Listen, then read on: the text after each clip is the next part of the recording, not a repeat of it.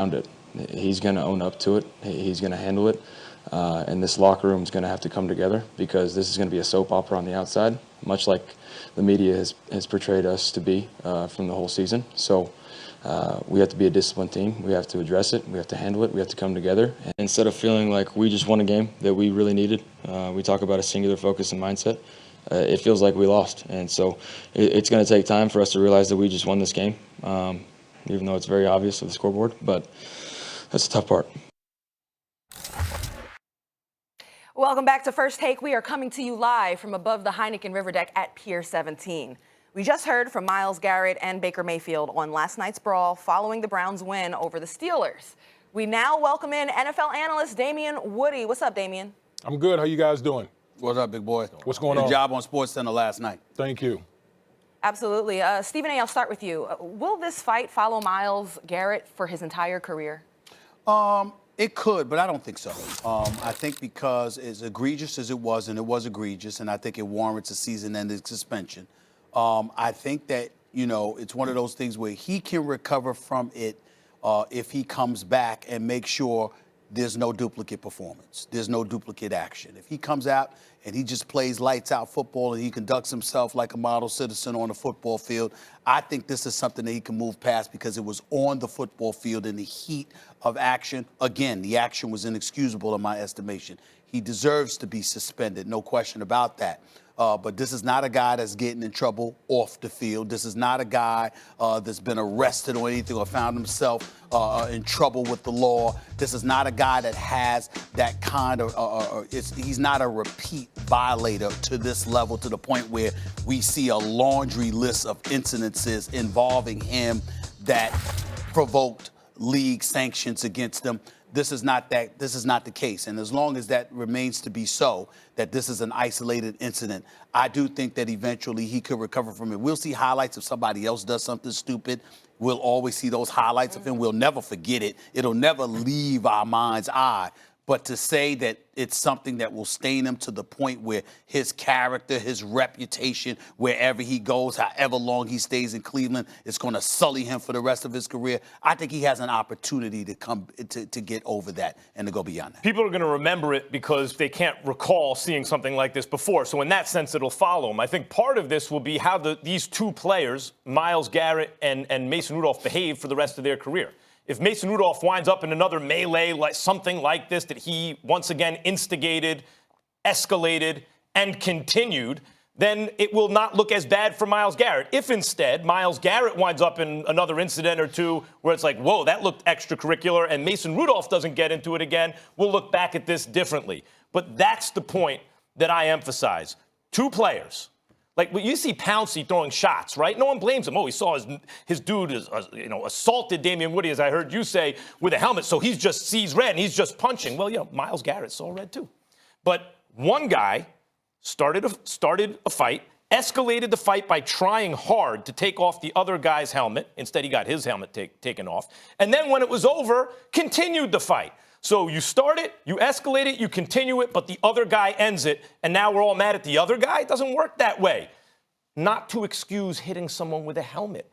That should be dealt with. There should be a suspension, more than is just in the rule book, which is, by the way, it's in the rule book, Article 17, 15 yards and automatic ejection, disqualification. For taking a helmet off. For swinging a helmet. That is in the rule book. There's a penalty prescribed for that already. 15 yards, disqualification. If you want to add to that, I get it. Commissioner's discretion, it's a bad look. We're talking about head trauma. Can't use it as a weapon. What if you cracked his head open? Although that's probably unlikely, but okay. 2 games, 4 games. Someone wants to argue on the outside, 6 games. Okay, I think it's excessive. Also have to look at Mason Rudolph. Trying to take the helmet off, escalating it, continuing it when it was over. I'm sorry if I don't see him as the victim in this. I think he'll have an opportunity to get past this. As egregious as this whole his actions were last night, we just haven't seen anything like this on in the national stage on the field like that. We've heard from many players talk about anytime a helmet comes off. That's when guys usually pump the brakes because they understand the ramification that, if that happened with other players, you never know what could happen physically to that player. I think if Myles Garrett, I don't know Myles Garrett personally, but from everything that I've heard from other people, he's a good dude, deep dude. His character isn't what's really displayed that was on the field last night. I think if he fulfills his promise as a player throughout the rest of his career, I think that would be the opportunity for him to move forward. We won't forget this because it was so egregious and it was on a national platform. But I think if he can fulfill that promise of being the #1 pick and continue to be that devastating player on the defensive side of football and lead the Cleveland Browns to be a perennial winner, then I think at the end of the day, most people will let it slide. Yeah, again, when you talk about like what is expected when the helmets come off, restraint, who didn't show restraint? It was Mason Rudolph's helmet that was off. It was Mason Rudolph who brought helmets into it in the first place, and it was Mason Rudolph who pursued the fight with his helmet off. Wait a minute, Max. It's now hold Myles on, Garrett Max. to show restraint Max, after that. hold on 1 second, Max. Okay, because I've been hearing this whole argument from you this whole morning, and I'm going to set the record straight on this. When you're talking about taking off a helmet, that's when everything stops. The fact that Myles Garrett stripped the man of his helmet and then used the helmet as a weapon, Max, do you understand what could have happened in this particular situation? Because what I'm hearing from you is like a bunch of whataboutism. What about Mason Rudolph?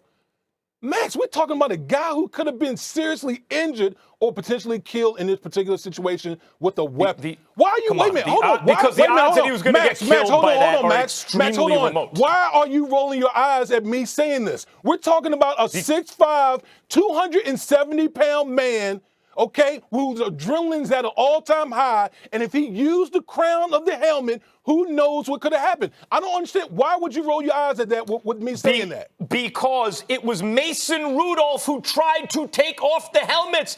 Myles Garrett wasn't thinking about taking off anyone's helmet. Mason Rudolph, it's not like he just took a pass at it. He grabbed it, got his hand underneath, twisted, tried to take it off. Myles Garrett's like, oh, we're bringing okay, fine. It's a helmet thing now. Took Mason Rudolph's helmet off. At that point, it's over. The linemen were on Myles Garrett, pushing him back. Mason Rudolph chased him. Okay, now, but you know what? I agree. I agree. You shouldn't swing the helmet. It's one thing if he takes off the helmet. Okay, I get that. But then you go the whole next step forward and use the helmet to hit dude upside the head?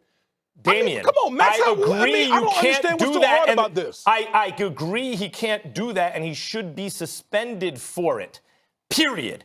And if you look at what happened, it's not like he took, there's a guy without a helmet. I'm going to go smash him with his own helmet. No, it's that he had the helmet in his hand. He's being pushed back, and he swung almost like to get extension on a punch. I agree it's bad judgment. In the moment, impulse control, whatever it is, it can't happen. There needs to be a suspension. But to make it sound like he went and he went and hunted this guy down and tried to hit him in the head with a helmet, that's not what happened. Mason Rudolph brought the helmets into it. Mason Rudolph pursued him when he was being restrained by Mason Rudolph's teammates, and now Mason Rudolph is the victim. Oh, wait a minute. Hold on, Max. The fact you're saying that Mason Rudolph pursued him, okay? He pursued him without a helmet on. Yeah, he did. did. So what type That's of not threat? smart. What type of threat is Mason Rudolph without a helmet? The fact that Myles Garrett has his helmet in his hand, what type of threat is Mason Garrett to Myles Garrett in that particular situation? Please tell me.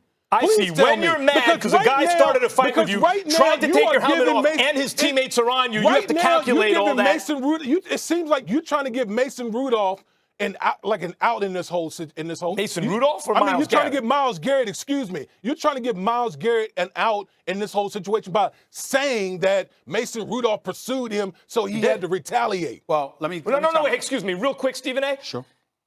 Myles Garrett can do like this with a helmet all he wants. If Mason Rudolph isn't chasing him, it's not going to hit anything. It's not like Myles Garrett's like, now I'm going to go hit this dude with his helmet. He was being pushed back and restrained. Right. The other guy was attacking. What are people talking about? I'll let y'all speak. Let me chime in here because I knew that you needed to go at him because I saw what Damian's position was from last night. Sure.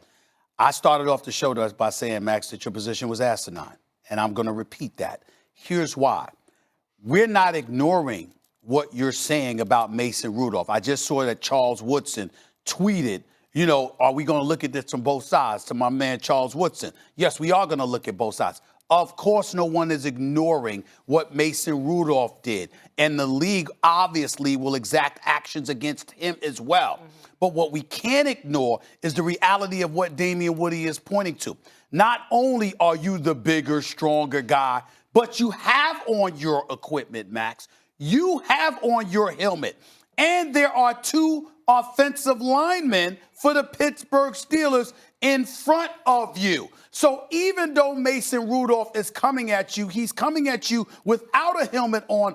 And the presumption of him being a pivotal threat in all of this is minuscule, or rather, the thought of him being a real threat in all of this is minuscule. So if you know that, and you're supposed to know that if you're Myles Garrett, have a helmet on rather, and to swing Mason Rudolph's helmet. First of all, you yanked it off his head. Then after that, you swung it and connected with his head, with his own helmet while you still had your helmet on. The person who was really, really threatened in all of this is Mason Rudolph. Even though he was stupid, Max, like you said, for coming at Myles Garrett, the chances of Myles Garrett being hurt in that situation was slim to none compared to Mason Rudolph, because Mason Rudolph didn't have on the equipment and Myles Garrett swung and hit him with it. I'll respond to that quickly. Let me just say to you, and then I want to respond to Damian. If I start a fight with a guy who's bigger than me, and then I bring baseball bats into it, and then I get mine taken away, and he still has his, and I charge at him, and I get hit with a baseball bat. Well, guess what? Hold on. What do you mean bring baseball bat? Hold on. Use your analogy. Where was the baseball bat that Mason Rudolph brought into the equation? Mason Rudolph tried to take Myles Garrett's helmet off. The only reason, but he did it. He failed because Myles Garrett's stronger than him, so he took his helmet off. That's why it was in his hand. But what I'm asking you is, because he failed, Max, Myles Garrett knows he failed because you still have your helmet on, which means that he was all right. So to Damian, I will say, and this responds to that also, Damian, it's not just the threat, whether or not he felt threatened. At that point, you're in a fight, so you have to see what's going on. Myles Garrett the fight was started by Mason Rudolph. The fight was escalated and helmets were brought into it by Mason Rudolph. The fight was pursued, continued by Mason Rudolph. It's not simply that Myles Garrett at that point has to think, what is the threat? He's mad too. What we're really responding to is the disproportional response, in your opinion, and I agree, with Myles Garrett's reaction. That's what we're punishing here, the disproportion, not the actual engagement in the fight. Max, the man, Myles Garrett, is literally being restrained by Pittsburgh Steelers offensive lineman with the quarterback's helmet in his head. What threat is Mason Rudolph right there? Again, you're going to threat. He's not a threat, Max. You're not going to, but it's not about threat. The fact that you feel like it's almost like you think it's okay. Damian, it's not about threat. It's not about threat. They're mad at each other. They want to fight. Mason Rudolph's pursuing the fight. So Garrett wants to fight too at that point. But here's the difference. You're going to use a weapon? You're going to use a weapon in this particular situation? That's punishable. The question is, what should the punishment be? The point is, everything Garrett did was in response to. The helmet was in response to Mason Rudolph. The swinging at Mason Rudolph was in response to the fact that Mason Rudolph was attacking. So the response was disproportional. But we can't blame him for a response. We can punish the disproportionality of the response. And the question is, what should that punishment be? Well, the disproportionality of the response is the fact, Max, that because he took the helmet and he hit him with the helmet, that in and of itself warrants a 6-game suspension. You say 6. I could go with 6. I think that's on the outside. Mac, you want me to tell you what the perfect situation would have been for Myles Garrett when that whole thing escalated? All Myles Garrett had to do, Mason Rudolph or Myles Garrett had to do, look at the scoreboard. No doubt. Right. Look at the scoreboard. Of course you're right. Of course that's true. You want to come at me? Look at the scoreboard. You're right. That's all I need.